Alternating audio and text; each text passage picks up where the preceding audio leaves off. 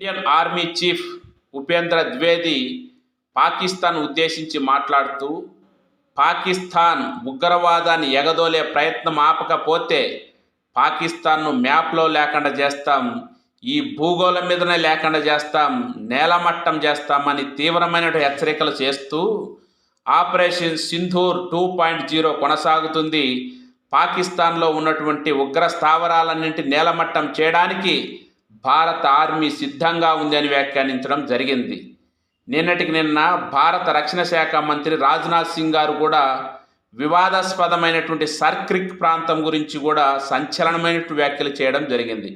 ఇలా 2 రోజుల వ్యవధిలో ఇద్దరు ముఖ్యమైనటువంటి వ్యక్తులు దేశ భద్రత గురించి మాట్లాడుతున్నారంటే అంతర్గతంగా ఏమన్నా జరుగుతుందా అనేటువంటి ఆలోచన సగటు భారతీయుడిగా ఎవరికైనా ఉంటుంది. ఏం జరిగినా కూడా భారత్ భద్రత కోసం ఇలా మాట్లాడడం మంచిదే.